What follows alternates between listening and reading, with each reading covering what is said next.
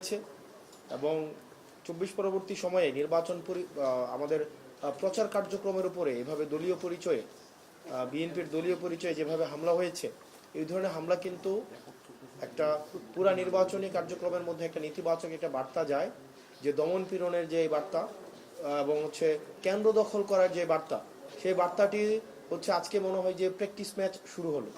আজকে practice match শুরু হলো এবং বিভিন্ন সময় আমরা দেখেছি যে কেন্দ্র দখল করার যে একটা প্রবণতা থাকে, ভয়ভীতি দেখানোর প্রবণতা থাকে।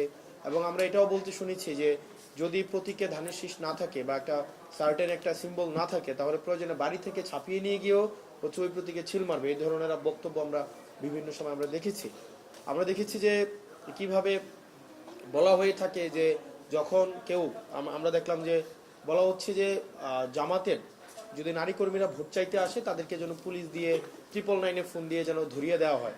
তো এই যে এক ধরনের আক্রমণাত্মক এক ধরনের আচরণ এবং প্রতিপক্ষের নির্বাচনী কার্যক্রমকে, প্রচার কার্যক্রমকে এভাবে আক্রমণ করার যে প্রবণতা, সেটি আসলে কতটা নির্বাচন দিন পর্যন্ত কতটা অংশগ্রহণমূলক নির্বাচন পরিচালিত হবে, সেটি নির্বাচন কমিশনের জন্য একটি চ্যালেঞ্জ বলেই আমরা মনে করছি।